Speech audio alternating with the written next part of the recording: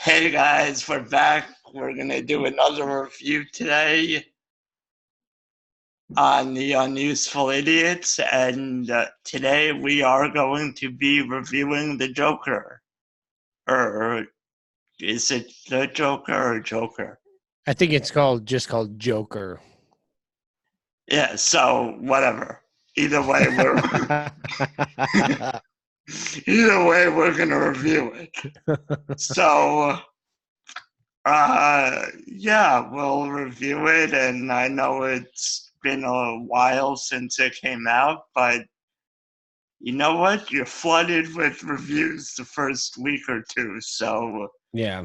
we're here right now to hopefully everyone that wants to see the Joker by now or Joker by now has already seen it. So the spoiler warnings won't necessarily be a problem. Yeah, I figure I'm probably one of the only people that really wanted to see it in theaters and actually wound up watching it a little late, but that's because, life gets in the way. Yeah, and you know, I don't know. but You went and saw it in the theaters, didn't you? yeah. I'll tell you what, my wife probably would have went with me to it, and I'm kind of happy that she didn't because she would have she only watched a bit of it at the house here, and it was just, yeah, she gets anxiety from that kind of stuff, and it she wound up having to go to bed. So yeah, I was happy she wasn't going to be trapped in a room with a bunch of other people staring at a 30-foot screen having a freaking panic attack. Yeah, I mean, that's which is kind of like the story of this movie. Oh By yeah. the way, if there are any people watching this that didn't see it, you probably want to go see it first, Yeah. because there will be, we're not going to tiptoe around spoilers in this review. So, but yeah, I mean, the whole story around this movie leading into it was that it was some white supremacist, white supremacist movie that it never made any sense to me. Like, why? I had heard something about them basically saying basically it was like an all white movie. Not all white as in everybody there was white, but it was like a story about like white male problems, and we don't need another movie about those and whatnot. And I'm sure that if you dig deep enough, you could probably find somebody who complained about him having the black girlfriend and how there's some sort of white oppression there. I haven't seen anything about that, but I'm sure somebody out there's complained about Well, it somewhere. that would just be racism, I would think. Like, who's, people still have a problem with interracial couples. Like, but Well, I think overall, I no matter the one thing about like this movie is that the race protagonist doesn't actually really matter.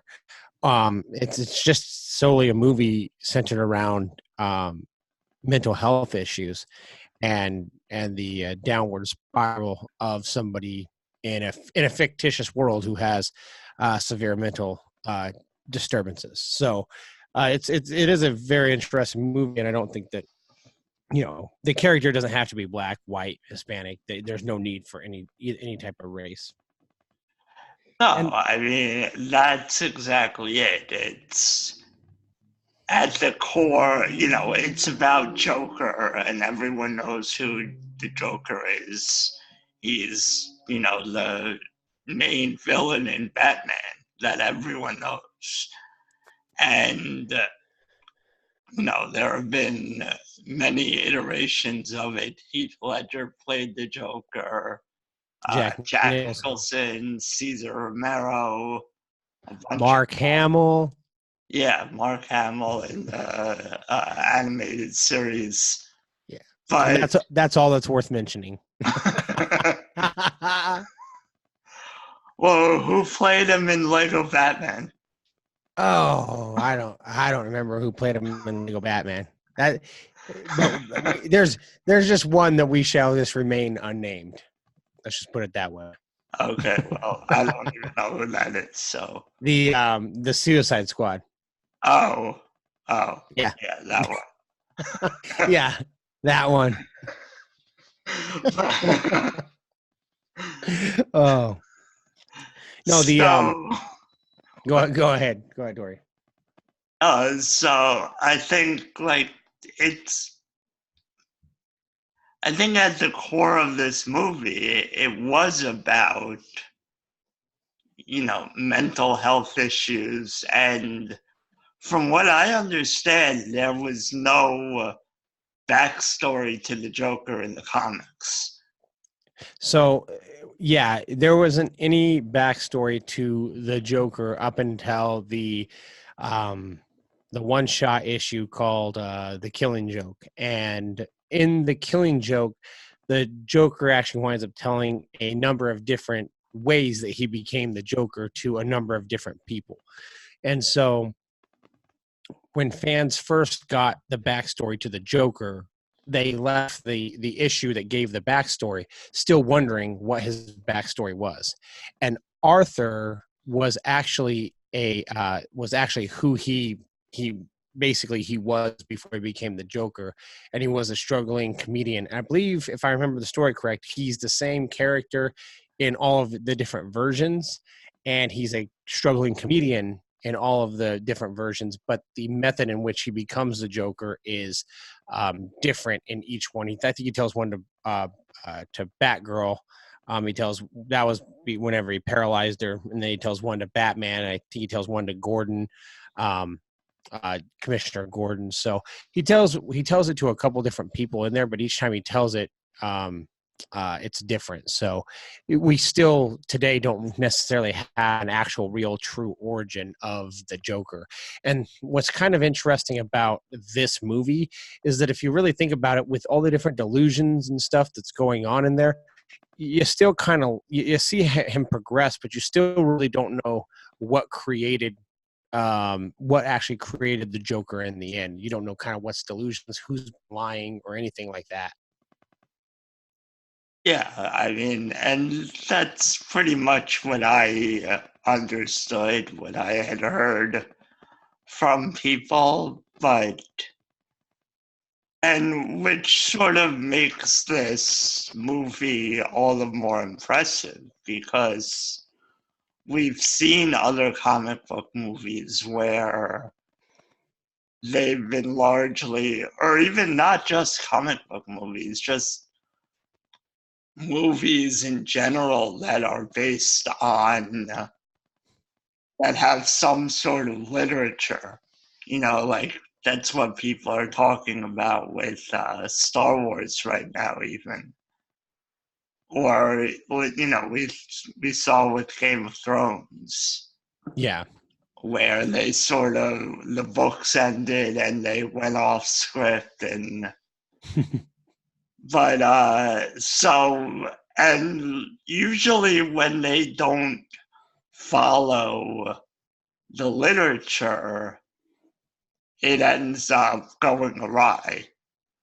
But largely this movie was well received by everyone, and they did a really good job of showing how someone like the Joker could come to be the Joker.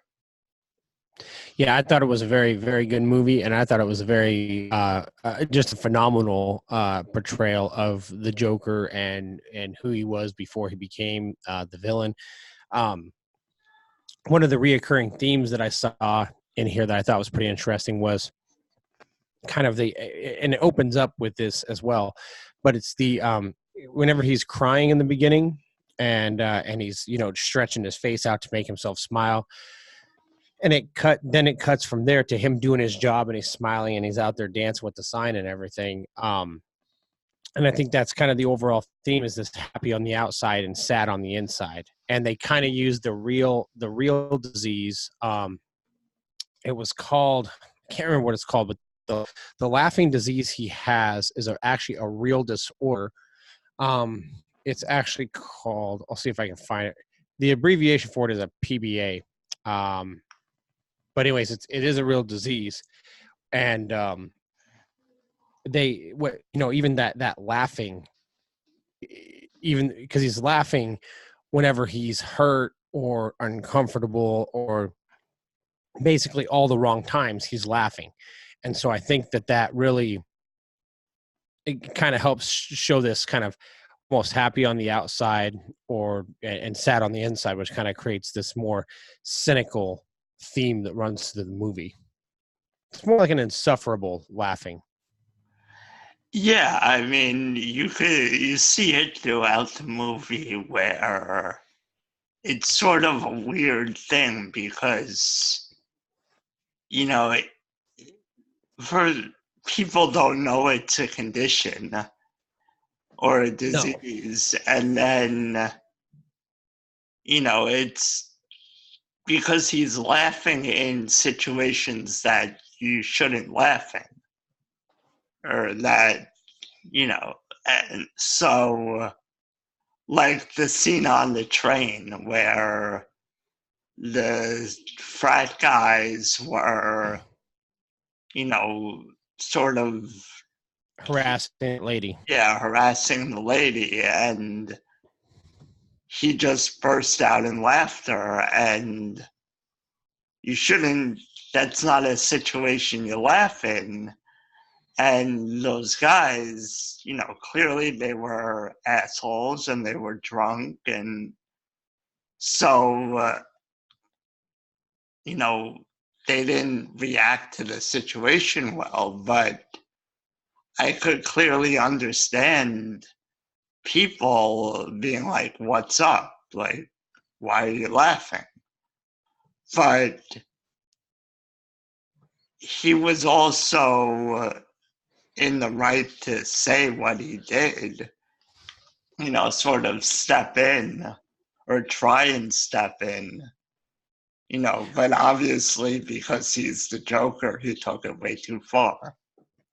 Well, yeah, and that actually brought something up that I was kind of I thought was kind of interesting, and it has to do with guns and being mentally ill, and obviously killing the people on the subway train was a little overkill, well, not a little overkill, but extremely excessive, even for protection. But here's the other thing, is that the gun was obtained through illegal means. And even if so, there's the gun control argument that somebody might, say watching this movie, that's the reason why mentally handicapped people shouldn't have guns or something like that. But I don't know if this would, that the gun control argument would hold up, because he didn't really obtain the gun legally, which is kind of what, a lot of these people go for, is background checks and whatnot. But even further than that is that, we aren't necessarily sure what the gun laws in Gotham actually are, because this is a fictitious city. However, it is kind of like, it's kind of based off of New York and Chicago, or kind of the two cities that I've understand that Gotham is based off of, and those cities have extremely strict gun control laws and some of the worst crime. But Batman never shoots a bad guy with a gun, and that's why Arkham Asylum is so full. So he actually captures people and then throws them into Arkham Asylum. But you don't really see a lot of guns in these in Gotham.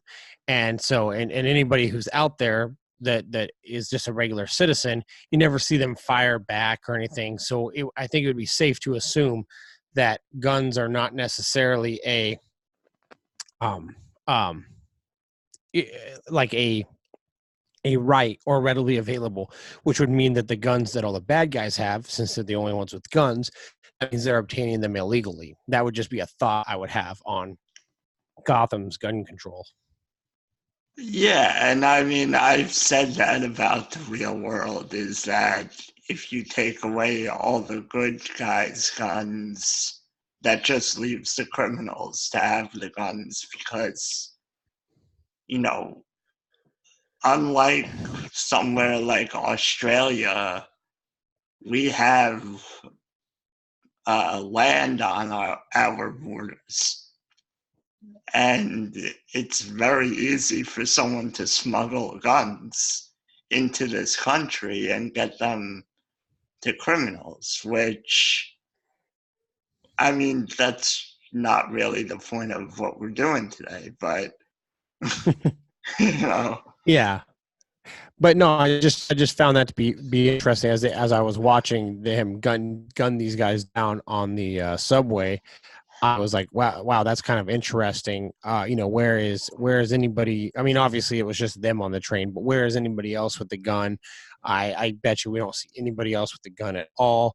In fact, the only other person that has a gun at all in this movie is the guy that gives Arthur the gun that he uses to Right. kill Yeah. all these people with, which also brings up the question as if there's not any guns. If there's not any gun shops or anything or whatnot, then where is he getting more ammo at?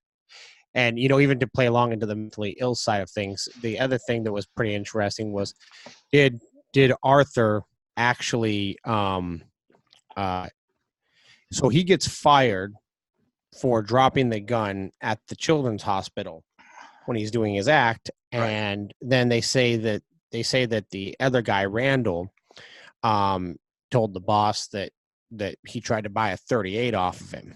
So the question that I have, and I think it does kind of leave it unanswered, is, did he actually hallucinate or kind of have it almost as in his psychosis that Randall gave him the gun and he was actually the one that was looking for the guns, or did Randall actually give him the gun and then betray him on the other side? And I think whenever they come over to talk to him about his mom passing away, I think that the little conversation they have right there is meant to show that Randall did give him the gun, because Randall's like, I want to make sure our stories match up.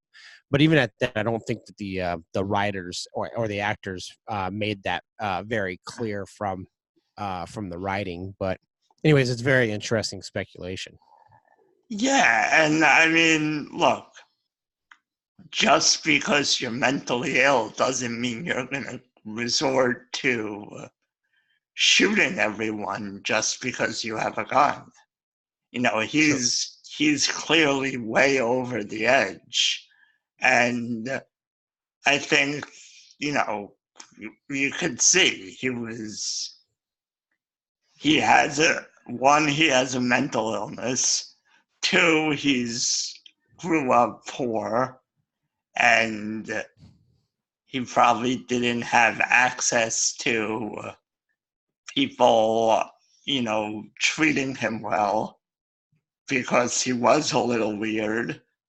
And I think it just shows that when you see people with mental illnesses, you have to treat them like a regular person. You can't, just shoo them away or put them. I mean, you have to talk to them. You have to be extra nice to them, maybe. You have maybe like, if a normal person was acting that way, you'd be like, get away from me. But if it's a person with mental illness, maybe you make an exception and try and be their friend and help them out. I mean, there was another show that comes to mind when sort of in the same light is 13 Reasons Why. Yeah. And in the latest season, we saw, you know, a group of kids trying to help this one kid who was going to, shoot up a school, and they were being extra careful with him. They wanted to make sure he was okay. And that's just what you have to do. Well, yeah, it was definitely obvious that he had a anger. I mean, once again, he had the when the guys when the boss was chewing his ass, he's just kind of standing there smiling. But then shortly after that, he's outside in the alleyway and he's kicking and beating the shit out of the trash. So I mean, we all kind of get pissed off. People hit or yell into pillows and stuff. But obviously, you can tell he's suppressing some anger and letting it out in basically irrational ways. But also, having the the type of childhood he did, discovering this was out of her mind, and the abuse of him as a child, from his psychotic mother being chained to the heater and being beaten by the stepdad or boyfriend or whatever, him being lied to about being adopted by his mom, and you kind of understand, that he only actually hurt or killed people that hurt him. The Yeah. only, and he actually said that to Gary at the little dwarf or midget or little person, whatever, as he was letting him out of the house. He kissed him on the head and said, "You're the only one that was ever nice to me." And he let him go after he killed the other guy. But the only person that he killed that I don't understand, or at least it alluded to him killing them, was the other lady that was the tenant that he had the delusions about dating. Because when he wound up at her house, it didn't really show him kill her. He did the gun sign to his head like they did in the beginning. And then he's back in his apartment sitting there, and you can see, and he's laughing. You can see the police and ambulance and stuff, the lights, and hear him pulling up and whatever. So it kind of alludes to him killing them or hurting them. But those are the only people that I don't know why he killed, because they weren't mean to him or anything at all. As a matter of fact, I think he had the delusions about being in a relationship with her because she was the only person that engaged his existence on a nice level. Yeah, but I mean, I guess you could think that maybe in his mind, the fact that she wasn't the person he imagined she was, and she didn't really show interest in him, was sort of in his, mentally ill mind. It was like she did harm him in a way. Yeah, maybe there was a scene that wasn't in there where when he is sitting in there, she, or you kind of see it a little bit, her rejection of him while he's sitting on her couch. Yeah, well, you do. He's sitting on her couch, and she walks in, and she's like, "What are you doing here?" Yeah, you don't belong here, or whatever it was. Yeah. Yeah. Well, and what's really interesting is as I was watching it the second time, I was like you could tell, I guess you could tell because you've already seen it, but I could tell when he was in a delusion, having 2020 hindsight, because he actually acts completely out of character whenever he's in these delusions. Like he walks over to her room and he walks in and just starts kissing her right away, and they're, you know what I mean, they're starting Right. to get Yeah. on. He's this very confident guy all of a sudden. And he had a delusion about being on the Maury Franklin show or whatever. Whenever he's up there and he's not stuttering or laughing, has no problem with stage presence being up there. He's not, and whenever he talks about his mother, he's like, "I'm very proud to take care of my mother." He's just out of his own character in those delusions. And I think that's just people in general. I don't think it's mental illness or anything. It's just when people imagine themselves doing something, they always imagine themselves confident and, no one imagines themselves, being a shy person. So, I mean, I don't know, maybe, but yeah, I guess watching it back, it is sort of obvious knowing what happens, seeing the differences in, what he's doing. Because at first, you're like, well, maybe he just becomes more confident when someone's nice to him. Yeah. You know, Or when he's wearing the makeup. right. And a lot At of, least when. Go ahead. yeah, a lot of people are more confident when they know the other person likes them. So, or when just people are nice to them, it doesn't have to be a romantic relationship. It could just be someone coming up to you at a party and, then you're not shy anymore. But, you're it's like you're just shy to make that first move. But once the first move is made, all the weight is off, I guess. One of the things that I thought was kind of interesting was when he was talking to his counselor lady or whatever, and he said that he thinks that people are well, he says that he lived his whole life not knowing if he really existed, which I think would imply that people just didn't, pay him any attention. And if you're never paid any attention, you wonder if you even begin to exist. And I think South Park did an episode where everybody decided to ignore Cartman, and Cartman thought that nobody could see him or that he died or whatever.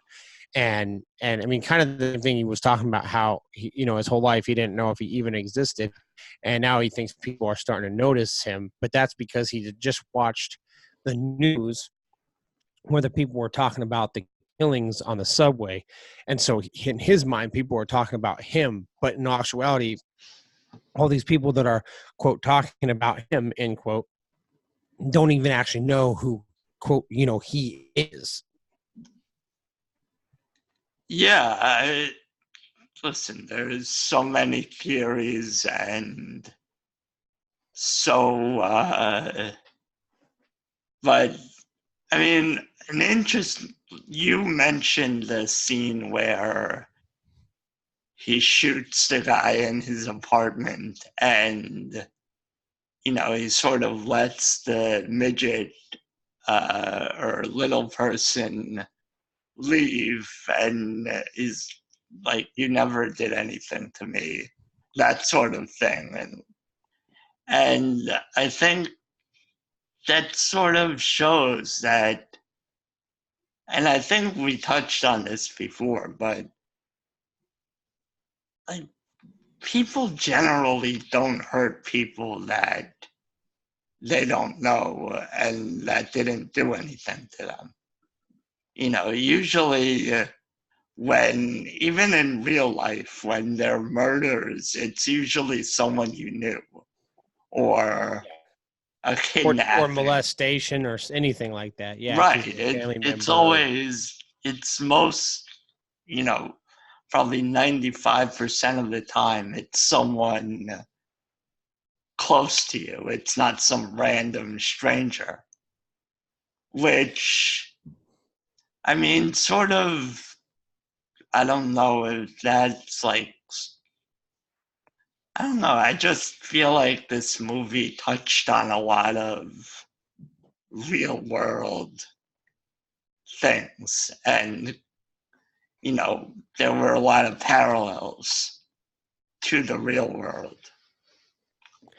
Well, yeah, because Thomas Wayne's perspective on what happened on the subway was pretty skewed. He kind of had this view of classism, and since he was running for mayor of Gotham or announcing that he was running, I think that he thought it was pretty advantageous to kind of play on this idea that he said, the poor are envious of the rich, and he said that when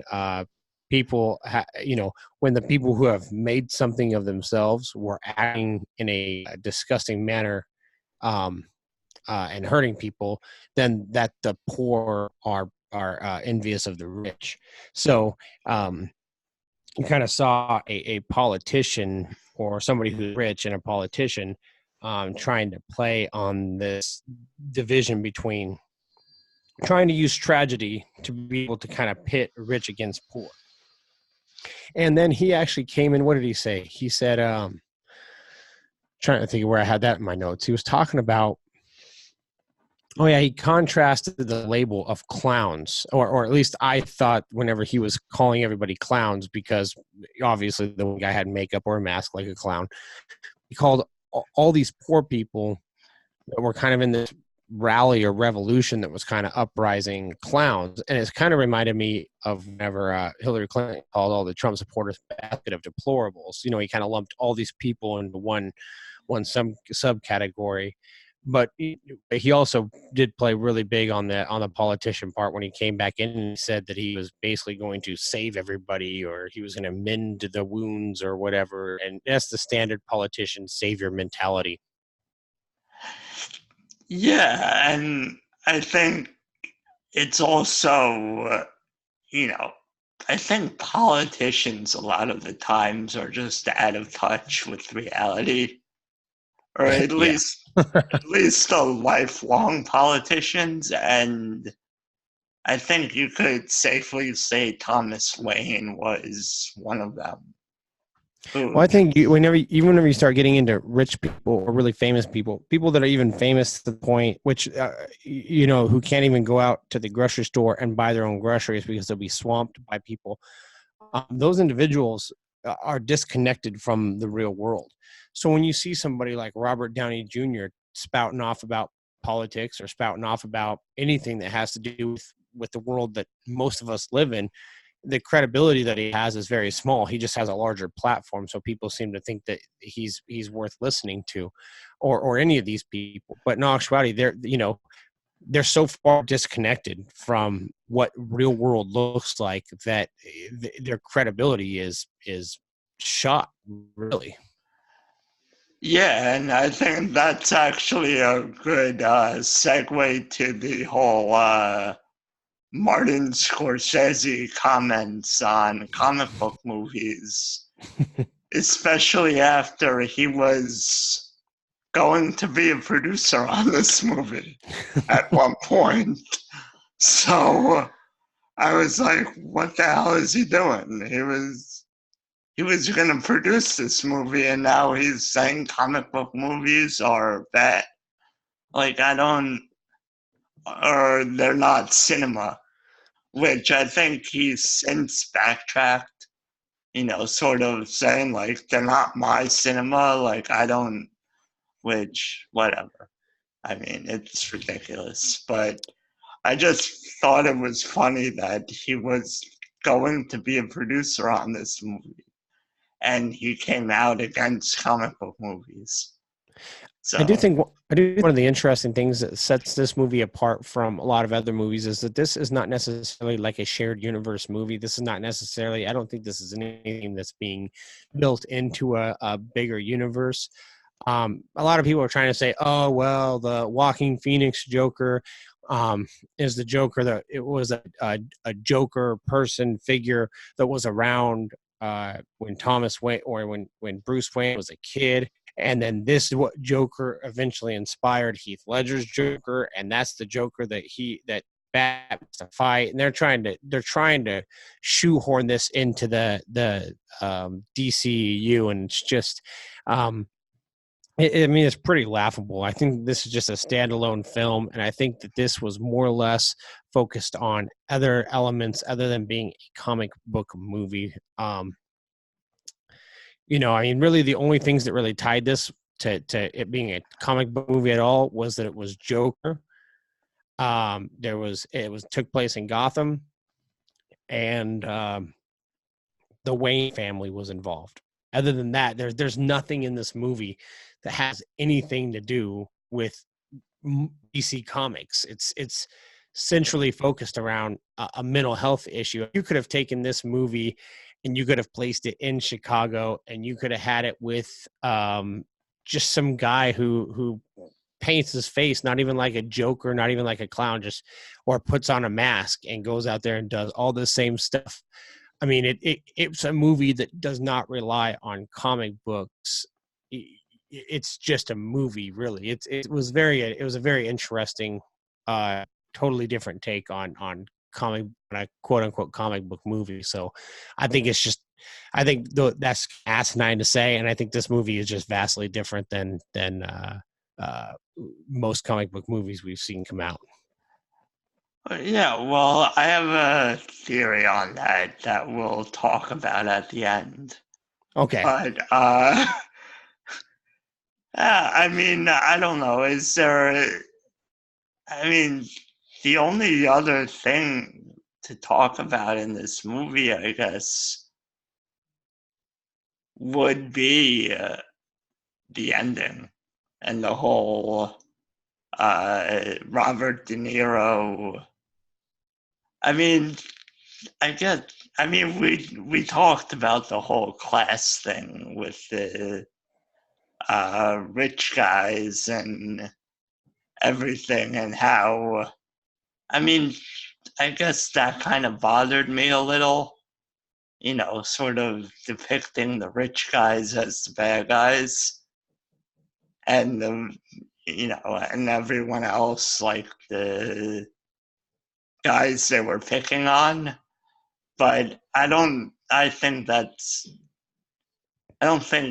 that was really the intention necessarily, or I don't think there's enough evidence to say definitively that that's what Todd Phillips was going for.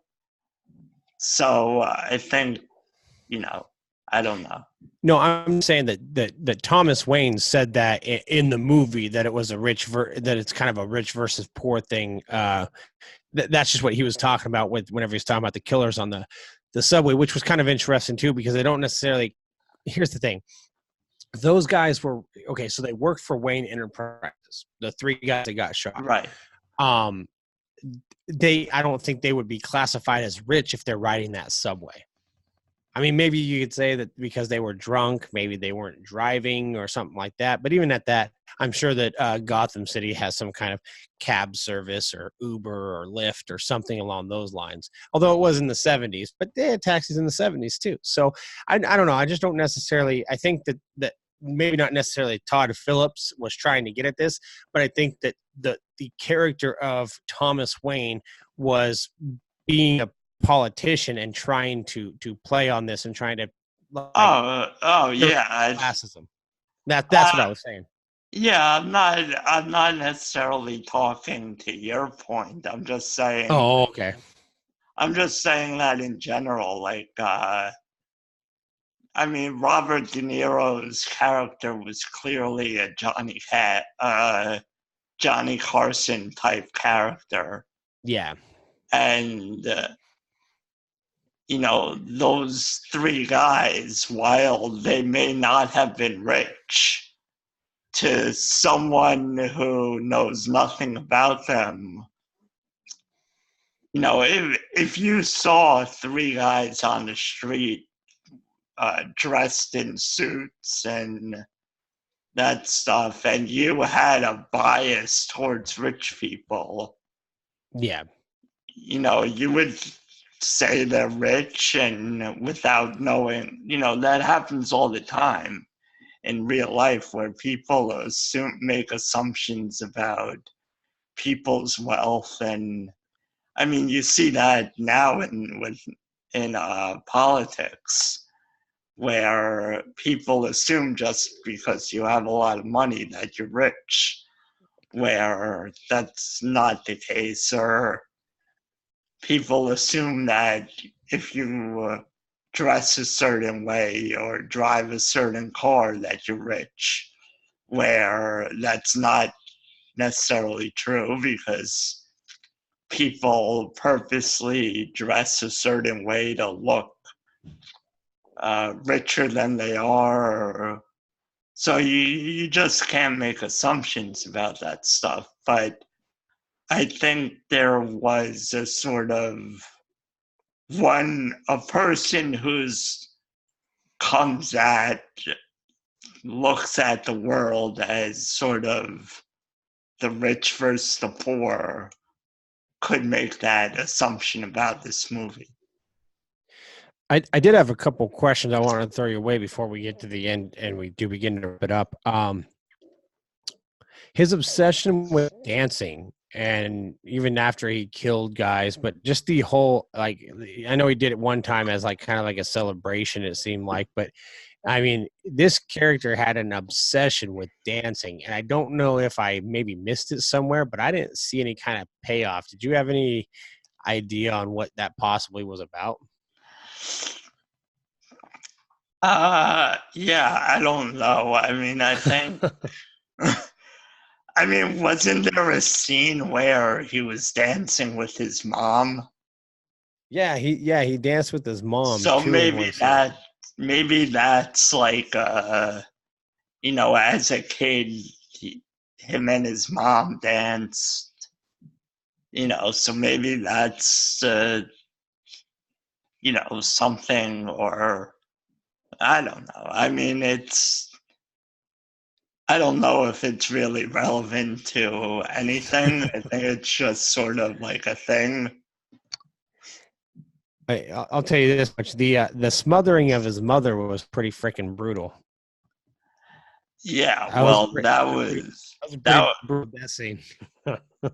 yeah, I mean that was like I think that I guess you could see like a mentally ill person doing that when they hear bad news, because that was right after he had found out Yeah, that all the bad stuff his mom did. Yeah, so you could see how someone who's not thinking rationally could do that in the spur of the moment. And I don't remember because I saw it like the first weekend or the second weekend, but did he show like regret after it at all? no, he was taught. He made a comment about his life. He said something like my life was always drama, but I see it now as a comedy or something like that. He made some kind of comment like that. Then afterwards, he basically just left and started killing more people. That was kind of the That was like the turning point. yeah. I He's think he killed that girl before he killed his mom, but then he killed his mom, and then it went on from there. But right before that, right, I think it was after, maybe it was right after he killed his mom. He pulled all the stuff out of the refrigerator, and then he climbed in the refrigerator and shut the door. And oh I yeah, couldn't figure out if that was like a suicide attempt, because then the next time you see him, he was waking up out of bed to answer the phone to get the call to come on the Maury show or whatever. So I mean, was that just a kooky thing he was doing, or was that like, is that a way that people try to commit suicide, or what is that? I, I don't know. Maybe he's like we've been saying it throughout this. He's a mentally ill person. His character, Yeah. and I think he's just not. I mean, maybe it's like a suppression of things around him. Like it's sort of his way of hiding. Hmm. I, I don't know. I mean, there's all kinds of things.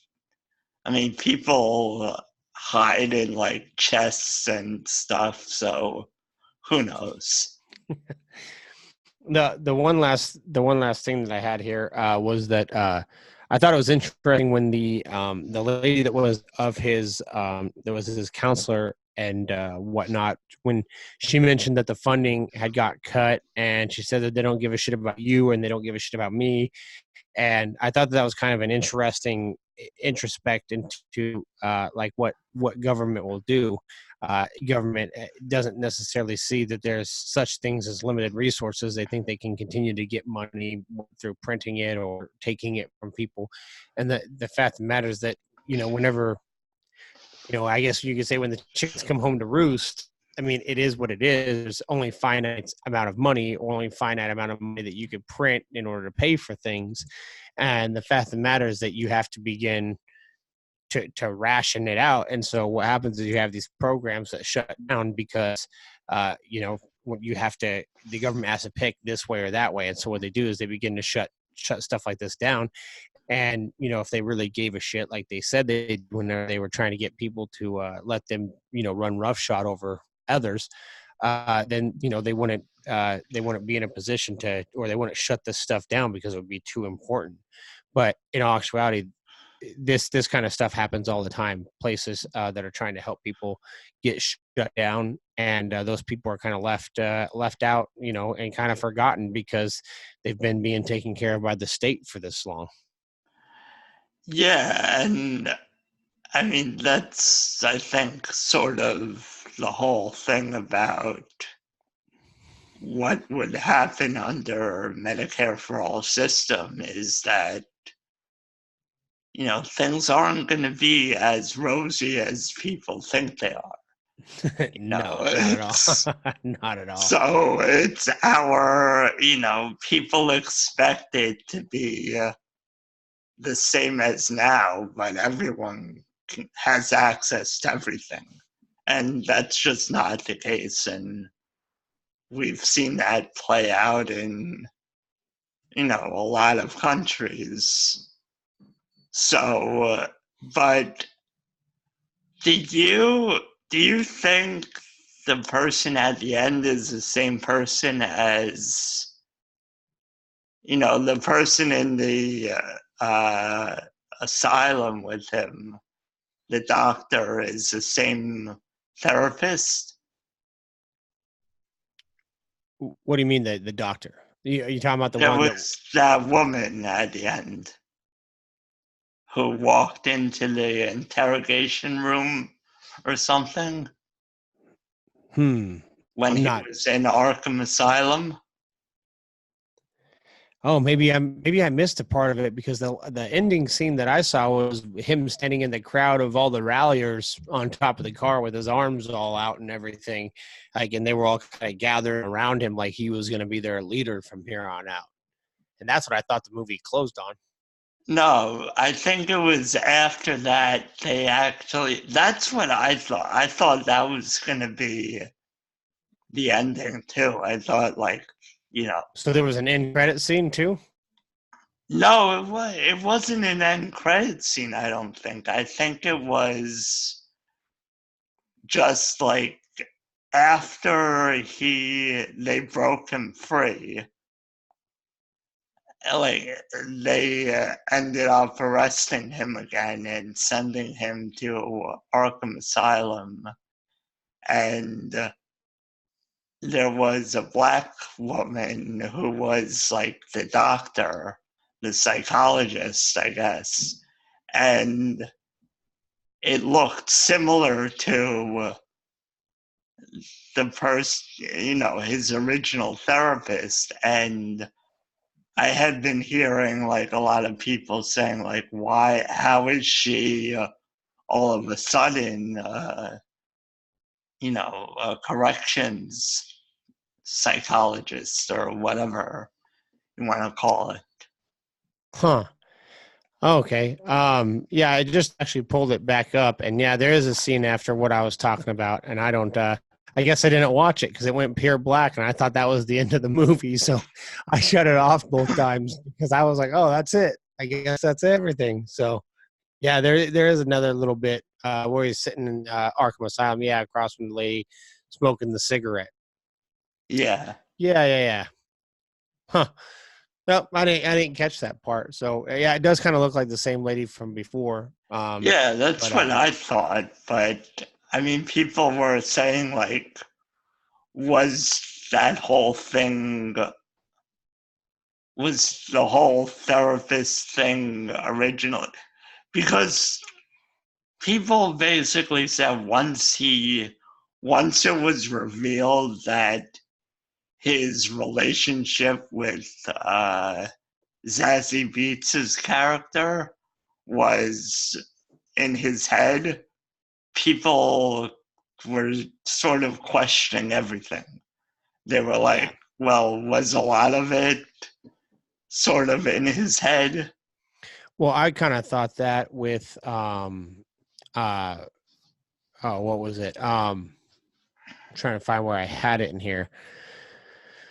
Um, like whenever he was out there. Okay, so whenever he was out there telling his jokes, when he did a stand-up set, he had a moment like his arms were outstretched and people were laughing and stuff, and Yeah.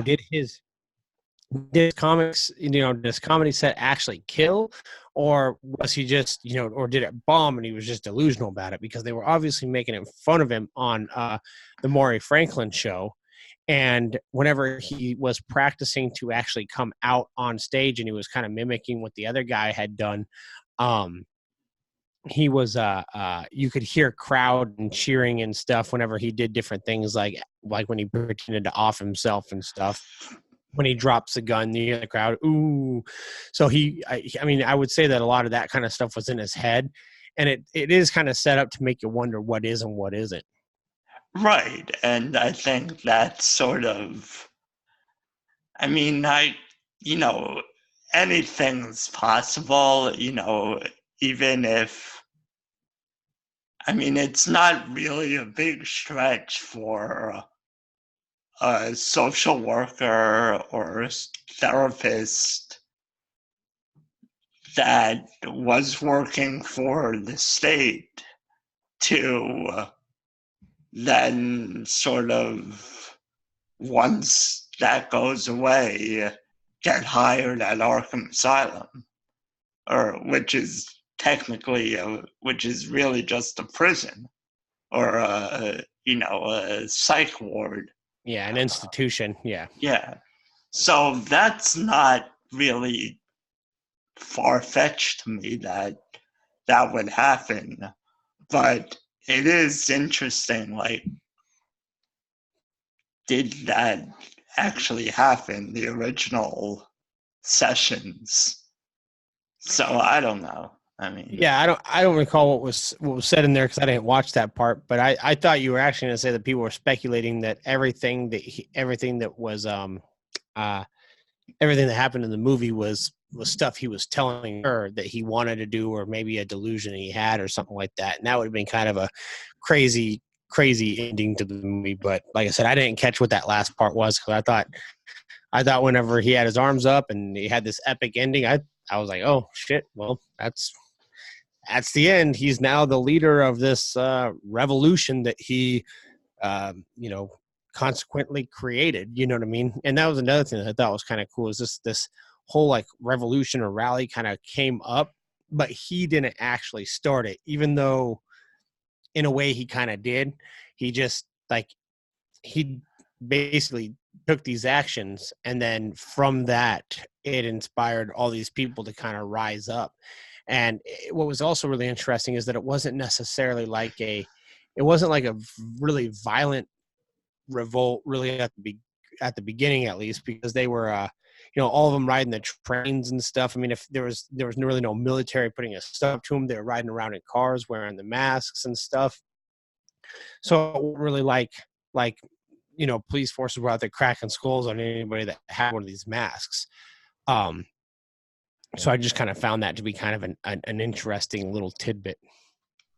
yeah, and I mean, if you want, you could draw parallels to Antifa or whatever, where, I think a lot of movements start out with good intentions and then get co opted into becoming out of control, just messes.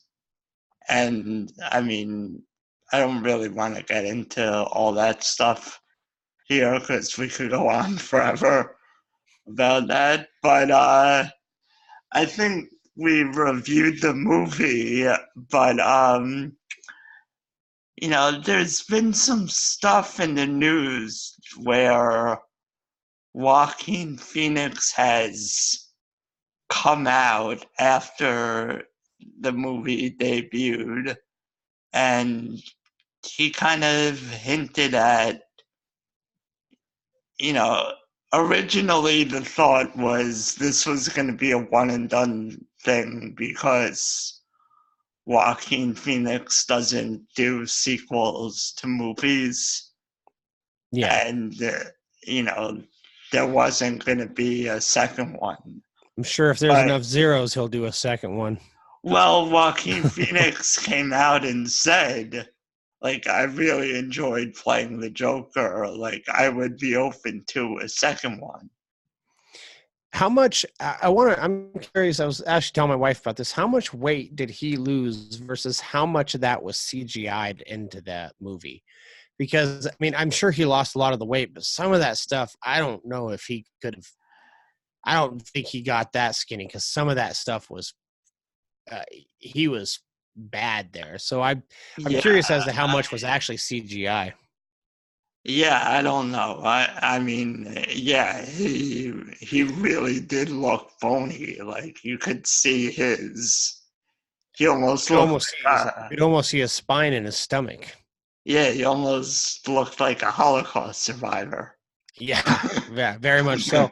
But what I'm saying is that because here's the other thing. I mean, if you even look at how much weight Tom Hanks lost for like Castaway and stuff like that, I mean that takes a huge toll on somebody's body. And so for him to come back to another sequel and lose that amount of weight again, I mean, I can't imagine anybody being eager to do that. So that's why I'm saying I wonder how much was actually CGI'd in, because to lose that amount of weight, I think would be really hard on someone's body. Maybe you don't care. Maybe that's it too. But just thinking about Well, that.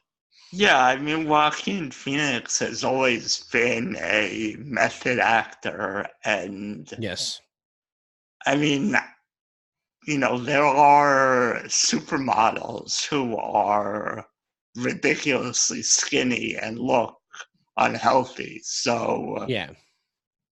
it's not out of the realm of possibility, but also can man do that?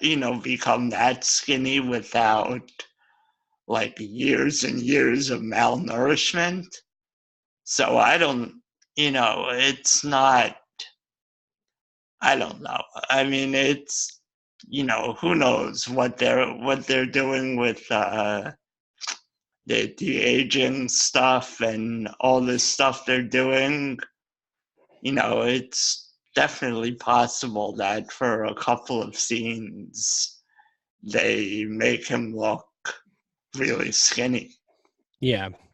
Because that's really all it was. It was a couple of scenes that he didn't have his shirt on. Yeah. Well, there was I know that in a recent interview with IndieWire, Phillips, the director Todd Phillips, he had said that the sequel wasn't actually like greenlit; it wasn't ready to go. But basically, from how successful this movie is, they're basically now tossing around the idea. And in the same interview, they had said stuff about like it wasn't supposed to be. This isn't supposed to be creating a label, or creating a whole series of movies around this character. It was supposed to be, like you said, like a one and done deal. But once again, when you're probably going to beat Avengers Endgame, the highest grossing movie ever, for all the awards, you know what I mean? Yeah, I mean that's a cash cow right there. So, And the other thing to remember is that the DC movies haven't been doing well. You know, No, ride the only one that's good, right? well, outside of Wonder Woman and Wonder Woman. Aquaman. I Well, mean, Aquaman was pretty good. yeah, and I mean, people didn't love it as much as they loved the MCU movies, but it made a good amount of money. So, Yeah. and I mean, my theory, I'm wondering if they don't find a way because Matthew Vaughn is directing the Batman movie, and they got Robert Pattinson to be the new Batman.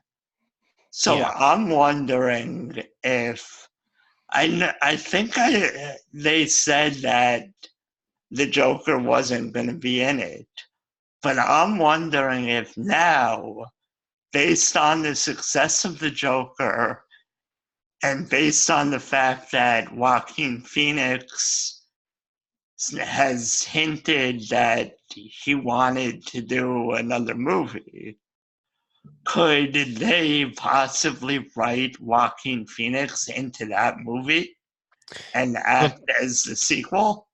the problem with that is the age factor that um the Joker would have to be at in order for Robert Pattinson's Joker to be of the age that he's at when he's a child in this movie. There'd be some logistics Well, with having but this movie actually tie in. You could probably have him play the Joker in this universe, this Batman universe over here, but to try to tie that movie directly into this one, I think would be a really hard thing to do. well, what if Batman set in the 90s? You know, What was the Joker? The Joker was set in the 70s, right? I think it was in the 80s.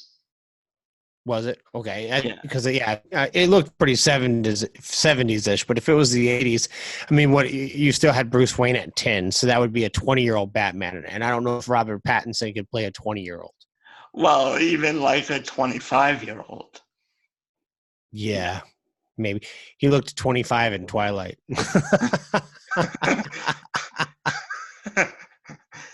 Yeah, but I mean, I don't know. If I actually am really enjoying the talks about having a Batman trilogy that doesn't have the Joker at all in it. It's one of those things where um, I would prefer to not have these people that are already been used. I mean, if I did a Batman trilogy, it would have the overarching villains would be Clayface, Scarecrow, Poison Ivy, and I can't think of another one I would do, and Mr. Freeze. Now, some of those characters have been done before, but I think that using basically these other characters, because Batman is a lot like Spider-Man. They have just a plethora of really great villains, even though they're kind of cheesy, like Scorpion or Dr. Octopus, just a guy with 4 metal arms, and then you got Mr. Freeze, and then a plant woman, you know what I mean, and a guy who's made out of clay. Like these characters were definitely very like 1940s to 1960s thought process. They're such iconic characters, and they're so good that yeah, just these two characters just have such good, rich villains that kind of what they did with what Marvel's doing with Spider-Man and all his villains. So all of the villains they're using right now with the Spider-Man movies, like Mysterio, great villain. Spider-Man: Far From Home was a great movie. They could do that with Batman and some of these other villains that have been kind of overlooked, or kind of Yeah. tossed by the wayside. Like Scarecrow was such a cop out. It was just such a disappointing villain. And I'd probably throw Bane in there too. I've always liked Bane even before the back during like the Batman animated series. I was always a Bane fan. Bane was always really cool. What they did better in the new one versus the old one was the old one. Whenever he was a Poison Ivy creation, he was just this big guy who destroyed things. But in the comics, Bane is a very, very intelligent person. He's like this super genius, and he's like super buff. So that was kind of his appeal, was he's got Batman beat on both intelligence and brute strength. So it was always kind of this cool thing. If they could bring that to life, yeah. Yeah, I mean, I think that was the original intention, not to have the Joker in it, because the Joker, like you said, has been in a lot of Every Batman. Batman trilogy. Yeah, so I think I just was thinking, because I don't know if, I mean, I guess, yeah, people would probably go see a Joker sequel without Batman or anything, but do we really need a Joker sequel without any tie-in to any more tie-in to Batman? Or I don't know, I don't know do if you there was. do you really need that second plate at Thanksgiving? No, but you're gonna eat it, right? Yeah, but like, I just don't know where they could go with the story, because I think you saw like the complete arc already. You Yeah, know? no, I would think that a Joker sequel would probably be a lot poorer than, um, and it would probably take away from this movie in and of itself. I think that this movie as a standalone would be much better left untouched. Yeah, which I think is just why I would, unless it was like a connection to the a new Joker that's going to be in future Batman movies. Yeah, Sort of like you know, a guy who looks up to the Joker, looks up to Arthur, and Arthur sort of takes him under his wings or something. Like, yeah, or that the new Joker was inspired by what he saw on the television, and who he dug into, who Arthur was and whatnot. I think that there is a possibly some room for that. Um, I don't know, but you'd have to be able to portray that there are two people that were equally as crazy and insane as the Joker was, and I think that would kind of take away from the uniqueness of the level of crazy that the Joker is supposed to be. And I think that's one of the reasons why I didn't like the whole idea of this Joker influenced Heath Ledger's Joker. yeah, and I think that was probably just people trying to make sense of everything, because, there are a lot of people who don't. I mean, I had heard people say that, like, they just didn't realize this. Like, I heard people say they went to the theater, and like parents brought their kids because they knew nothing about the movie. Yeah, that was a dumb idea. They just saw Joker, and they thought it was the Batman Joker, Oh, it which, was the Batman Joker, but not like you've well, ever seen it yeah, before. yeah, and I think people just didn't know that it wasn't, like, in the Batman world, I guess. Like, I don't know how to say it, because it It wasn't wasn't it Batman. wasn't your PG-13 Batman. Right. It was just like, It was a hard R, is what it was. It was a hard R. yeah. And so I just, I think it just, a lot of people don't pay attention to it. And, there's been talk about that in a lot of movies, the Doctor Sleep movie that just came out. People Yeah, said the reason it would have gotten a lot more people to go see it if they had link, if they had specifically said in the title, this is a sequel to The Shining. Yeah. So, it's that sort of thing. I think just people see a title and assume one thing and don't know anything else about it. I had that problem with Prometheus. I didn't realize Prometheus was a prequel to Alien, and then I watched it and I loved it all the way up until the very end where they ruined the whole damn thing. But it was great because they were right. They were laid out. They were right at the point where Alien started, and it was like the ship was wrecked, everything, and it was like, yes, this was awesome.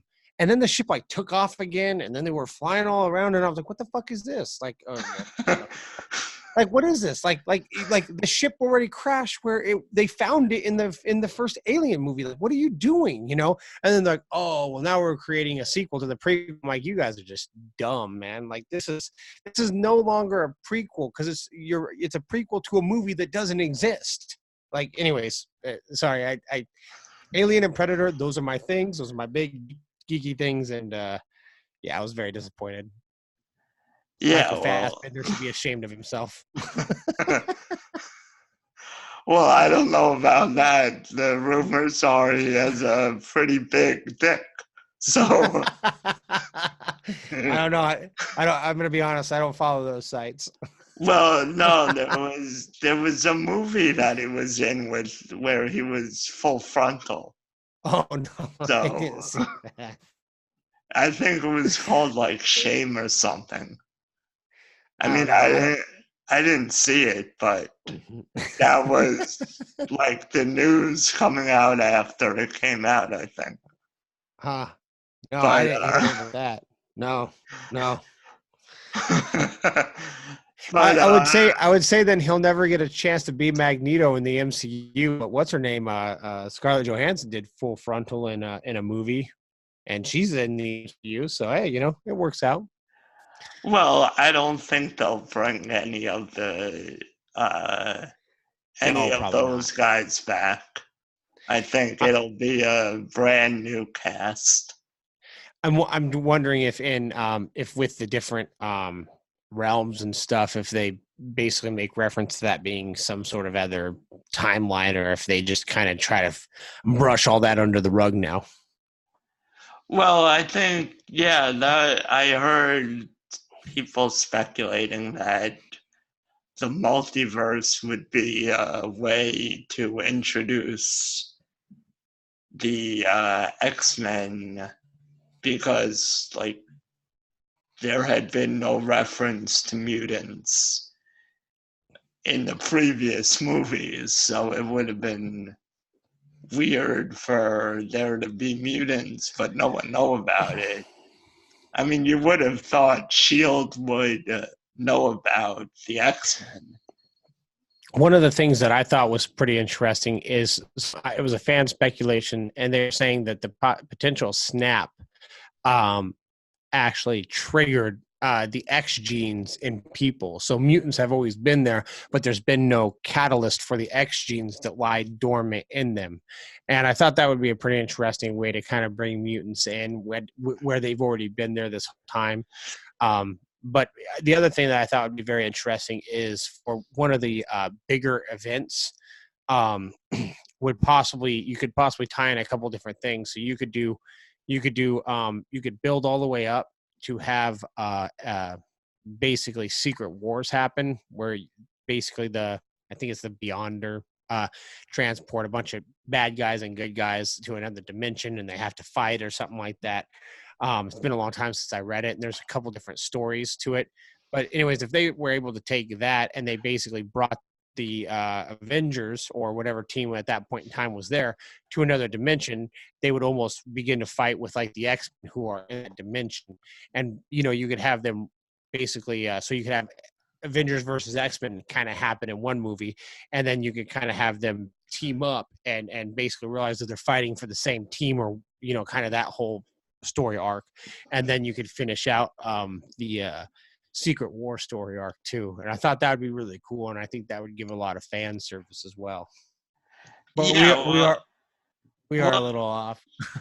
yeah, a little, but it's still comics, so who Oh yeah. cares?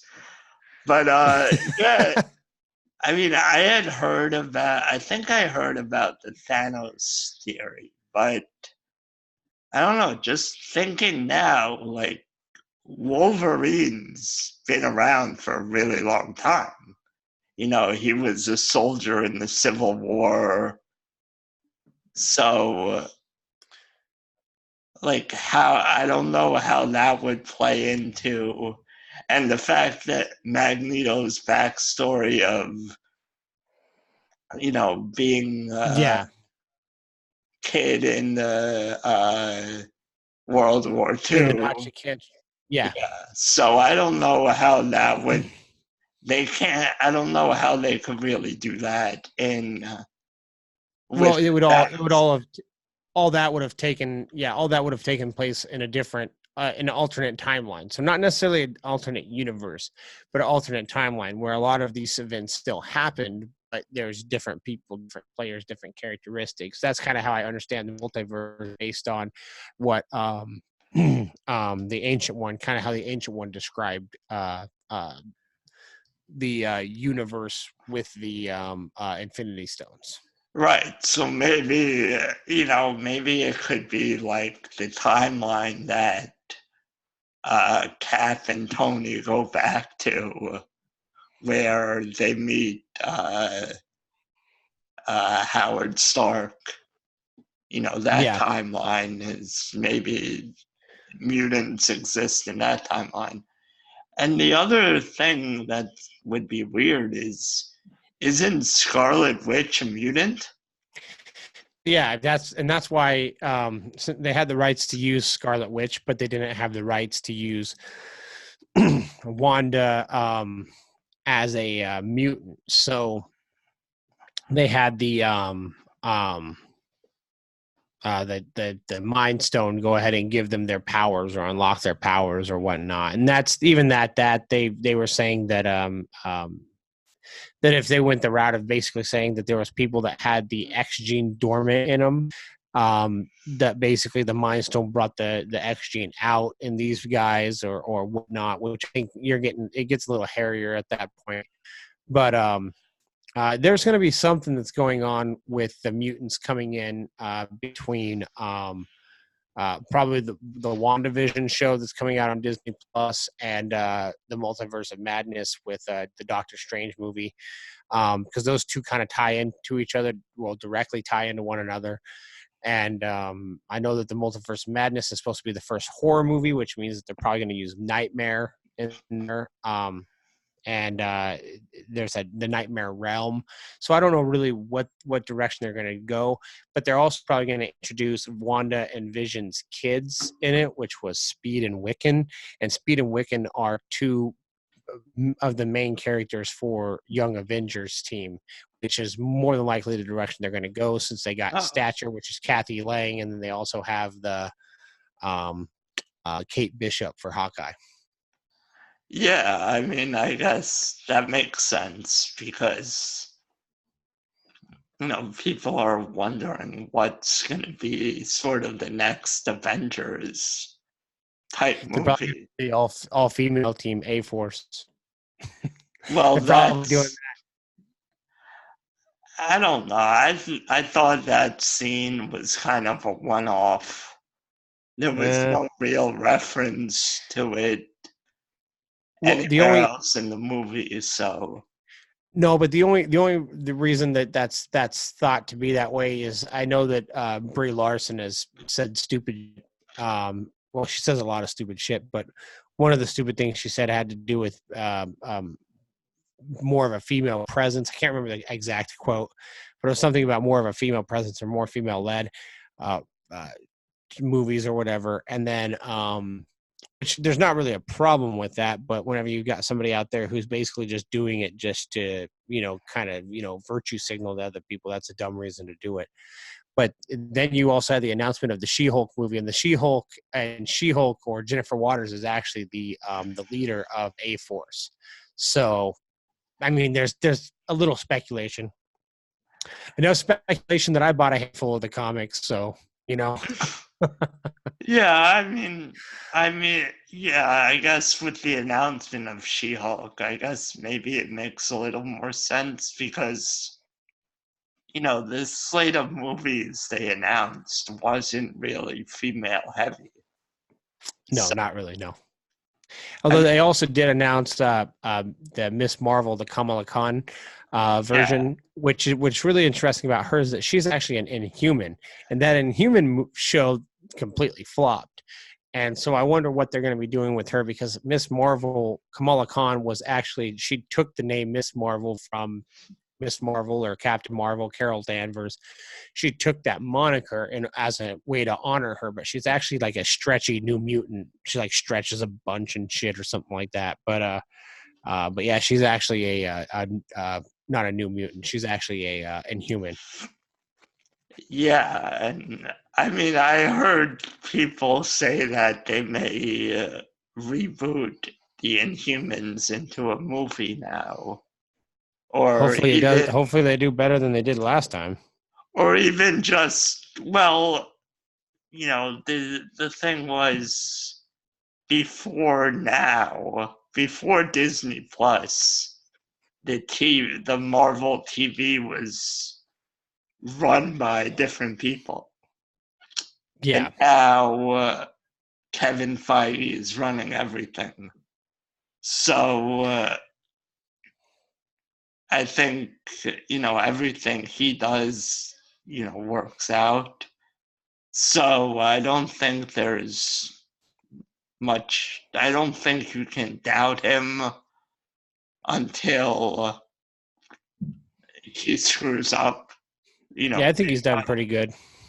Yeah, there have been a few by Marvel standards flops, but When you do that many movies, you know what I mean. Yeah, I mean you're bound to have some that are great and some that are meh.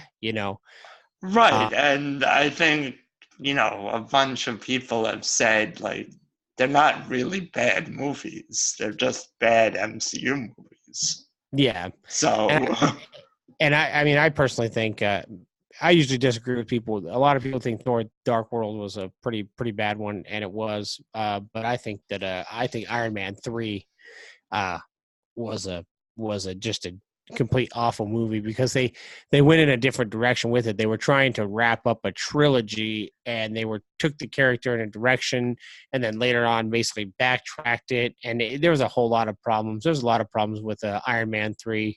Even Iron Man 2 wasn't that great. The Iron Man movies and the Thor movies never really did that well. The Captain America movies were always pretty rock solid. Um, and I have high hopes for the Black Widow movie and all the Disney. Now that now that I've seen some of the other shows on Disney Plus, some of their original content like The Mandalorian and even The World According to Jeff Goldblum, um, it looks their quality is pretty high for their TV shows. Have you watched The Mandalorian at all? no, I'm still having issues with verifying getting onto Disney Plus. I Yeah, think I think I figured it out though because it's an issue. I'm getting the free year with Verizon, and I think yeah. they're having a lot of issues, and I think I might just have to delete my account and start a new account, and then once Verizon gets their shit together, You sign hear that, up. Verizon? You want to sponsor So on this show? You better get your shit together. Yeah, I don't know. I did it the morning of. It was like 5 o'clock in the morning, and I was like, shit. I was like, my wife's gonna kill me if I don't get Disney Plus. And so I went to check on that because I heard rumors, and yeah, all I did was just type in a password and an email, and then all of a sudden I had it and downloaded the app on my TV, and we were good to go. And I was like, wow, cool. So, but the Mandal, if you get it, whenever you get it, the Mandalorian has my personal opinion thus far, based off the 2 hours of it that I've watched, um, it's the best Star Wars since Empire Strikes Back. It's great. I love it. I think it's a phenomenal show. So it's got me excited about Star Wars again, which hasn't happened in a long time. So. Yeah, and I think that's sort of what I was touching on earlier with the whole, once you base if you're basing your stuff off content, your movies or TV shows off content, it usually works out well. But once you deviate from the content and start coming up with your own stuff, it sort of doesn't land well. And The Mandalorian has backstory. There's been stuff written about The Mandalorian. It's not just made up. Yeah. So I think that's sort of where they're going with it. I wonder how it'd be to have a writing team of comic book writers. You get some of these guys in there. You get like Michael Bendis and Claremont in a room together to kind of craft, maybe not necessarily the actual script, but craft kind of the story arc and the whole storyboard, and then allow the screenwriter to come in and kind of transpose that into an actual script or something along those lines. I wonder kind of how that would be. So you have these these original comic book writers that are coming together and actually writing a new script for a movie. Because the other thing that was kind of interesting is the Russos actually wrote the script for Endgame. And then as far as Infinity War goes, that's basically an all original script. That's besides Thanos going to collect the Infinity Stones. I mean, there's nothing really about that that's the same from Infinity Gauntlet, Infinity War, Infinity Crusade, or the Thanos quest. I mean, it's none of those elements from those stories are not really in there, except for the snap, which the snap's not even the same thing as it was before.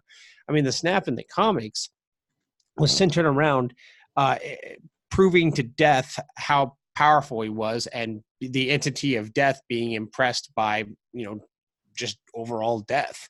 And basically she just shuts him down after that. She just basically shuts him down. So no matter what he does to try to impress her, she's just not impressed, which obviously they changed a lot of those elements for it. But the snap was not for the same motive that it was in the story. But yeah, what I'm saying is that the Infinity War and Endgame are both basically totally original scripts written by the Russo brothers, and I didn't think they were bad. I thought they were pretty. I thought they were pretty good. Both of them pretty good movies.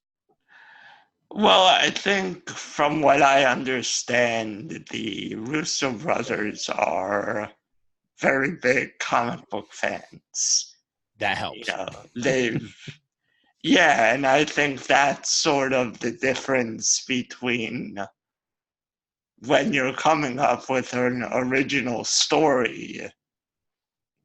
If you're really familiar with the existing stories, you're going to be able to come up with, the right story and know what's going to be believable and what's not going to be believable. Because, even though they're comics and they can be pretty crazy at times or not reality at times, there's still some sense of continuity. Yeah, I mean that's. Oh, go ahead. Go ahead. No, I was just talking. I know you were just talking. I interrupted like an asshole, so I was like, "Oh, yeah, I'm good. You keep going." No, all I was going to say is Kevin Feige. That's one of the reasons why Kevin Feige is so good at what he does, because he's been a comic book fan for since he was a kid. Right, and yeah, and I think that's the difference with anything is that sometimes the writers they get for these things aren't really fans, and they just sort of screw it all up. They don't really know what's going on. Or even in like the Game of Thrones uh, situation, I just think what's come out, you know, over since the show's ended, I think they were just like done with it. Benioff and Weiss, they were just sort of, and especially now that they're kicked off of the Star Wars stuff, like I think they were just sort of done with it, and that because HBO even said like you're able to do whatever you want, like as long as you want, go with it. And I think you could just see that they were sort of done with it and rushing, and you know, I don't know, they were just, I don't know, done with it. Do you want to get back to wrapping up Joker now that we took this huge rabbit trail? Yeah, sure. Do we have anything else to talk about? Anything Uh, you want to touch on? I don't know. I just think final thoughts would probably be good. I can head it up if you want. Sure. Um, I think that Joker was at least an 8 out of 10, and I think it was a phenomenal movie. I think it was a very good character portrayal. That is a standalone film. I do like that it was that these comic movies, and DC is very good at this, but they're getting a lot more gritty, and we are starting to venture into more R-rated films thanks to movies like Logan and Deadpool, which I've heard is going to remain R-rated in the Disney franchise. So Yes. we'll see how that actually works out, but that's what I've heard. But yeah, I mean, I think this movie is phenomenal, and I think that Walking Phoenix, Mark Hamill will always be my Joker because I grew up with him in the animated series. I would still love to see him in a movie, but I think Walking Phoenix in my book pulled ahead of all the other Jokers. Do you want to list off the Jokers in the order that you like them? We could do that before we go. Uh, I mean, I didn't really like pay attention. Like I'm not that big on, you know, On the Joker. old. Well, like sort of before the MCU, I like comics were sort of not really my thing. Not cool. Is that what you're gonna say? Well, like I said in our first episode, that like there weren't really comic book stores near me, so it Yeah, never was a a thing. thing. And it was, now with the internet, you don't need a comic book store.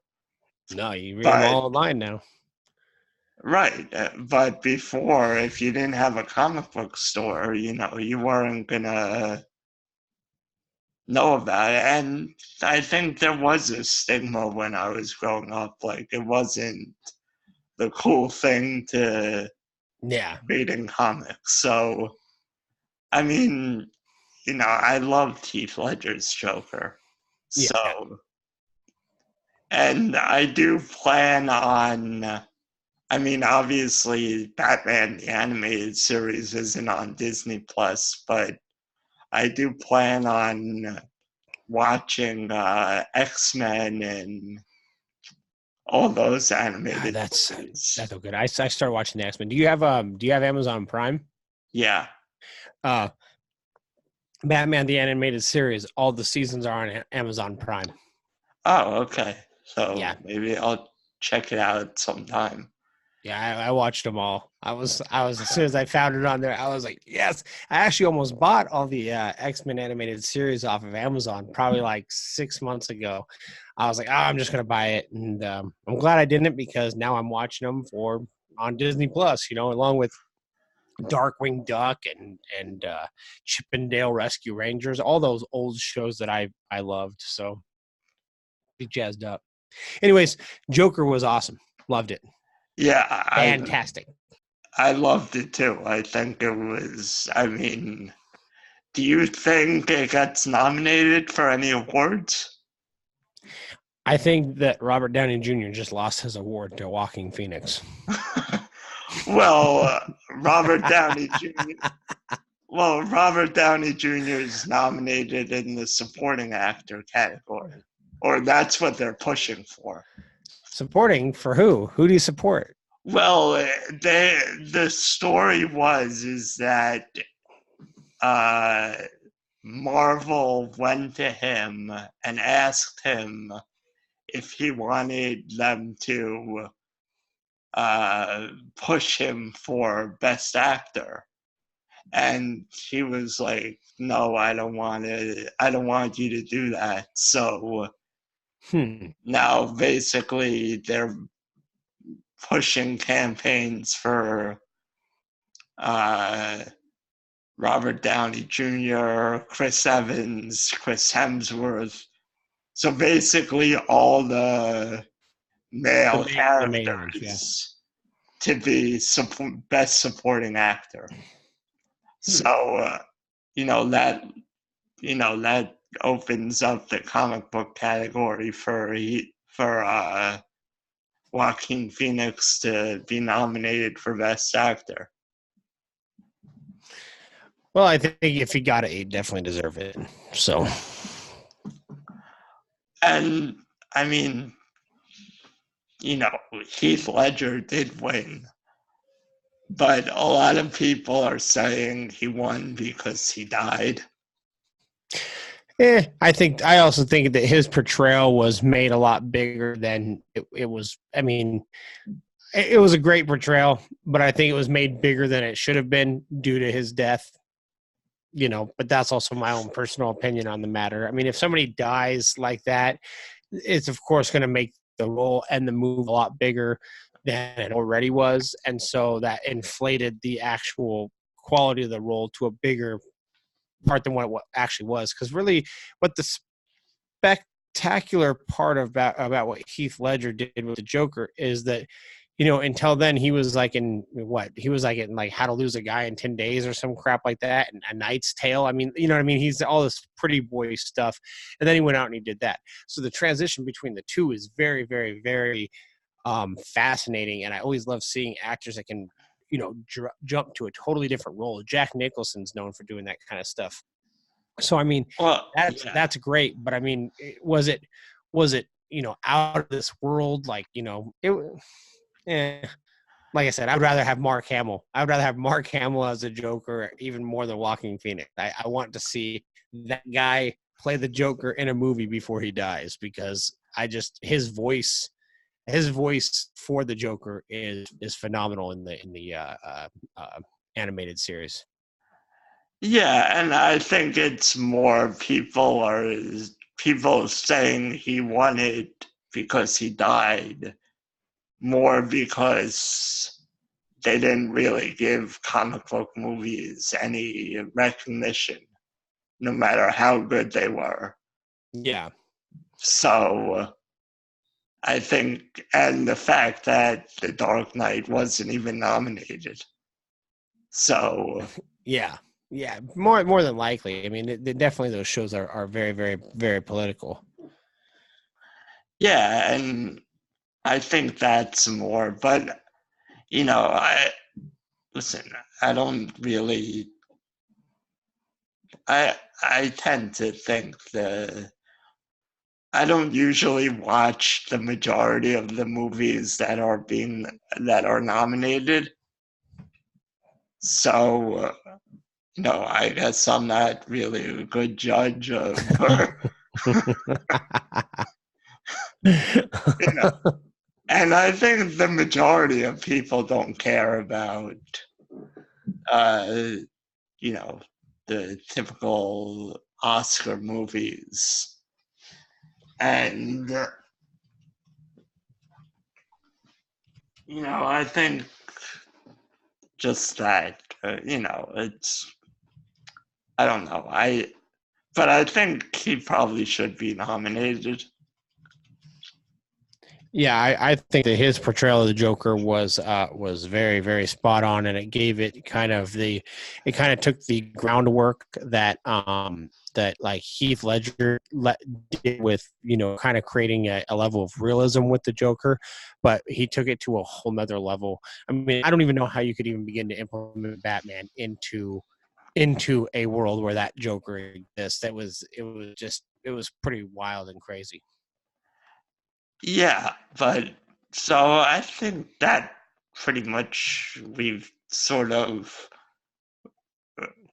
went from reviewing the Joker to talking about everything else that's not the Joker Yeah. to going back to the Joker. So I think, you know, it's a long review anyway. We sort of scratched every surface. That's what But, happens whenever you get a couple guys that like comic books and like nerdy shit together, right? exactly.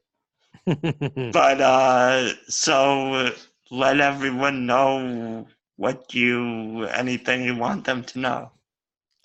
Well, I just go ahead and I shit post all the time. So if you guys find me on Facebook, that's where I hang out. I don't really dabble on Twitter or I Instagram or anything too don't much. I don't remember if we ever introduced you. No, we just jumped right in, man. We're good. We're good. It's one of those So things. If you don't know who I am, then I guess you can go find out. You know what I mean?